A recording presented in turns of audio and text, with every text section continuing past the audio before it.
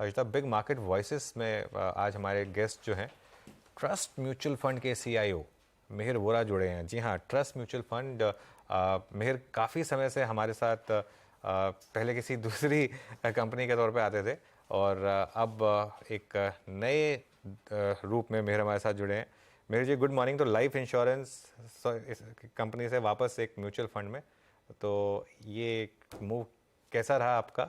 और अब आपका इस समय क्या व्यू है ओवरऑल? जिस तरीके का पैसा आ रहा है डोमेस्टिक इन्वेस्टर्स के पास, चाहे वो इंश्योरेंस कंपनियां हो या म्यूचुअल फंड्स हो, क्या व्यू बन रहा है आपका? नमस्कार Anuj, Harshada, good morning. Always a pleasure to be here. First of all thanks for inviting me. Market तो वही है, चाहे इंश्योरेंस कंपनी से मैं पैसा मैनेज करूँ या म्यूचुअल फंड में, the same market, equity market, fixed income market जो है वही है। जो प्रोडक्ट के स्ट्रक्चर थोड़े अलग होते हैं, लेकिन अल्टीमेटली कॉल्स तो वही देते हैं, फंडामेंटल्स, वैल्यूएशंस करके। तो मुझे लग रहा है कि आपने जो फ्लोज की बात की, तो ये जो मार्केट की मैं बोलूँगा रेजिलियंस है, ऑफ कोर्स आजकल ऐसा मूड नहीं लग रहा है क्योंकि पिछले दो तीन हफ्ते में मार्केट ने थोड़ा करेक्ट किया है, बट ओवरऑल अगर देखें तो India has been amongst the best performing markets last 18 महीने में हम देखें तो। और ये जो रेजिलियंस है इंडिया की, वो डोमेस्टिक फ्लोज की वजह से आई है।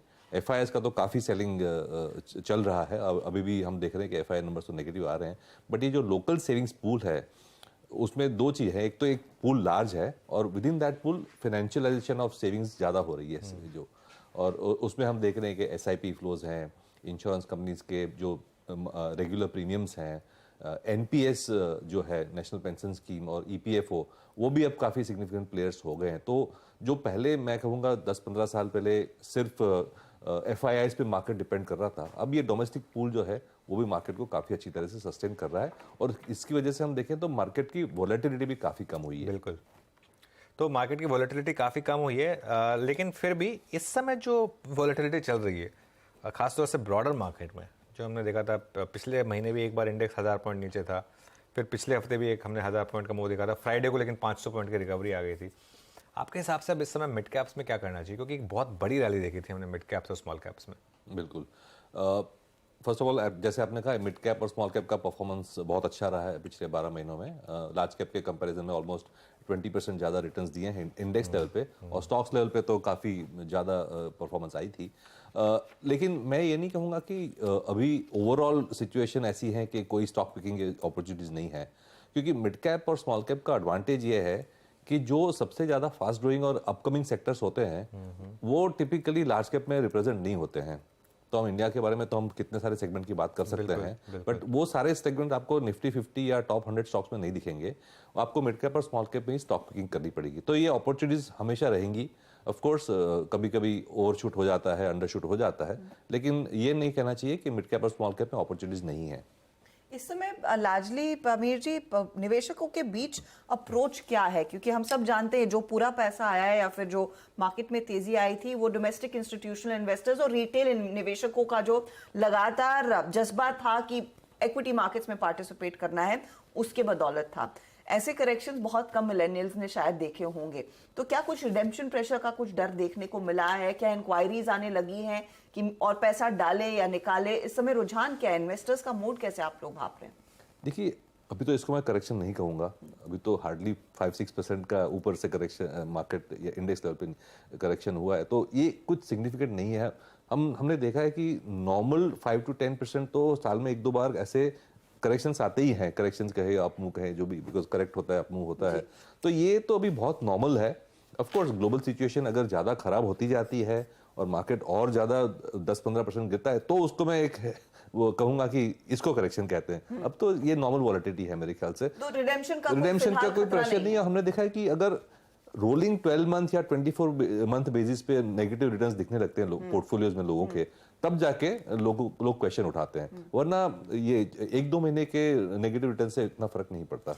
अच्छा, इस समय फिर आप लोग अपने आप को कैसे पॉइज कर रहे हैं? कहां पर अपॉर्चुनिटीज ढूंढने लगे हैं नया पैसा लगाने की? हमारा बेसिक प्रीमाइस ये है कि इंडियन इकोनॉमी, जो लोकल इकोनॉमी है, डोमेस्टिक इकोनॉमी, वो ग्लोबल इकोनॉमी से बेटर करेगी। और ये न सिर्फ ये साल, नेक्स्ट 3-4 साल का अगर हम व्यू लेके चले, इंडिया जो है दुनिया की सबसे फास्टेस्ट ग्रोइंग इकोनॉमी में से रहेगी। तो उसके हिसाब से हम डोमेस्टिक सेक्टर्स को ज़्यादा प्ले कर रहे हैं, विच मीन्स उसमें सबसे बड़ा ऑफ कोर्स बैंकिंग तो आ ही जाता है। बैंकिंग है, कंज्यूमर डिस्क्रिशनरी है, और इतने सारे जो हम सेगमेंट्स बात करें जहाँ पे गवर्नमेंट का फोकस है, डिफेंस है, आत्मनिर्भरता का जो है, रेलवेज कैपेक्स है, वो सो बैंकिंग है, इन्वेस्टमेंट्स थीम है जिसमें कैपिटल गुड्स, इंफ्रास्ट्रक्चर, कंस्ट्रक्शन आ जाता है, और डोमेस्टिक डिस्क्रिशनरी कंजम्पशन है जिसमें ऑटो वगैरह के सेक्टर्स हैं, उसमें हम ओवरवेट हैं। और जो आईटी वगैरह जो है, जो आउटवर्ड लुकिंग सेक्टर्स है, कमोडिटीज़ है, आईटीज़ है, ग्लोबल कमोडिटीज़, उसमें अंडरवेट रहेंगे। ओके अच्छा, मार्केट में अब थोड़ी रिकवरी इस समय, निफ्टी करीब करीब 60-65 पॉइंट रिकवर कर चुका है, और बैंक निफ्टी में हालांकि उतनी रिकवरी नहीं है, लेकिन निफ्टी में ज़्यादा रिकवरी है। और अगेन रिलायंस अच्छी तरीके से लीड कर रहा है। अब रिलायंस अब इस समय फिर डे हाई पर, तो अच्छे मूव्स यहाँ पर इस समय रिलायंस में आपको दिखाई देंगे। अच्छा मेरे जी, एक चीज़ यहाँ पर जो बहुत लोग जानना चाहते हैं कि अब जिस तरीके से ग्लोबल मार्केट से क्यूज आ रहे हैं, और खासतौर से जो क्रूड का एक इम्पैक्ट आ रहा है मार्केट के ऊपर, क्या उससे डरना चाहिए या अभी नहीं, उस पर इतना मतलब मार्केट उसको एब्जॉर्ब कर लेगा आपके हिसाब से? देखिए, इंडिया के लिए क्रूड काफ़ी क्रिटिकल है, और अगर ये यही लेवल पे रहा या तो और ऊपर जाता है तो अच्छी बात नहीं है इंडियन इकोनॉमी के लिए। Inflation, physical deficit, trade deficit वगैरह में इम्पैक्ट आती है। लेकिन हमने ये देखा है पिछले 12 महीनों में हमारी गवर्नमेंट ने काफ़ी स्ट्रेटेजिकली ऑयल में इन्वॉल्वमेंट किया है, और जहाँ भी चीपर सोर्सेज है, चाहे रशिया है, मैंने हेडलाइंस पढ़ी कि वेनेजुएला से भी हम चीप ऑयल लेने की कोशिश कर रहे हैं, तो गवर्नमेंट काफ़ी प्रोएक्टिवली इसको एड्रेस कर रही है। तो मेरे ख्याल से अगर ऑयल प्राइसेस हाई रहे ये लेवल पे, फिर भी हमारे पास ऑप्शंस हैं, और इतना अभी तक मुझे कंसर्न नहीं लग रहा है। बट ऑफ कोर्स कुछ जियोपॉलिटिकली वजह से और $20 बढ़ जाता ऑयल तो प्रॉब्लम हो सकती है, अभी तो मैनेज किया हुआ है। ओके अच्छा, एक रैली जो बड़ी आई वो आई ये डिफेंस और रेलवेज में, आपने पार्टिसिपेट किया क्या इन स्पेसेस में, और इस समय क्या भी बन रहा है? बिल्कुल पार्टिसिपेट किया था, और हम काफ़ी बुलिश हैं। Just to put things in perspective, railway budget 80,000 crore का होता था कैपिटल एक्सपेंडिचर पे, वो 2,40,000 करोड़ का गवर्नमेंट का प्लान है, तो बहुत ही सिग्निफिकेंट इंक्रीज है कैपेक्स में। Similarly defence exports almost 3 times 4 times करने की बात कर रहे हैं, डिफेंस मैन्युफैक्चरिंग एंड एक्सपोर्ट्स। पहले एक्सपोर्ट्स की तो बात भी नहीं होती थी, तो ये एक स्ट्रक्चरल चेंज है। गवर्नमेंट का फोकस पहली बार आया है पिछले कई डिकेड्स में, तो मेरे ख्याल से ये एक स्ट्रक्चरल थीम बन रही है, और इसमें स्टॉक पिकिंग की काफ़ी अपॉर्चुनिटीज आएगी public sector as well as private sector में। एनबीएफसीज पर रुझान क्या रहेगा? आई एम श्योर आपने एमएनएम फाइनेंस के नंबर्स देखे हैं, उसने एक बहुत अग्रेसिव नेगेटिव रिएक्शन भी दिखाया है, लेकिन ओवरऑल जो श्रीराम फाइनेंस का परफॉर्मेंस था वो डिसेंट था। Bajaj finance the biggest of them all, काफी बढ़िया परफॉर्मेंस था। इस समय एनबीएफसीज को लेकर आप लोग किस तरह से निवेश करेंगे? बढ़ाने का की कोई कवायद होगी? एनबीएफसीज के व्यू, ओवरऑल व्यू पॉजिटिव है, लेकिन प्राइवेट सेक्टर बैंक्स पे व्यू और भी पॉजिटिव है। क्योंकि मुझे लगता है कि जो वैल्यूएशन और ग्रोथ की इक्वेशन है वो अभी भी प्राइवेट सेक्टर बैंक्स में अच्छी है, और उनकी जो लाइबिलिटी फ्रेंचाइज है, डिपॉजिट फ्रेंचाइज है, वो उनको हाई इंटरेस्ट रेट सिनारियो में काफ़ी बेनिफिट कर सकती है। But having said that, NBFCs जो हैं वो काफ़ी वेरीड है, हाउसिंग फिनेंस में है, अफोर्डेबल हाउसिंग की है, माइक्रो फिनेंस में है, कमर्शियल व्हीकल्स, यूज कमर्शियल, तो काफ़ी वैरायटी है। तो स्टॉक पिकिंग के काफ़ी चांसेस हैं, चॉइसेस हैं एनबीएफसीज में भी। सो मैं कहूँगा banks as well as NBFCs में हमारा व्यू पॉजिटिव है। साथ ही यहाँ पर आप ऑटो कंपनियों, क्योंकि आपने मैन्युफैक्चरिंग की बात की, अब मैन्युफैक्चरिंग में इतने नए सेक्टर्स आ गए हैं, लेकिन जो कोर मैन्युफैक्चरिंग जो भारत में हम देखते थे वो ऑटो कंपनियां ही लार्जली रहती थी।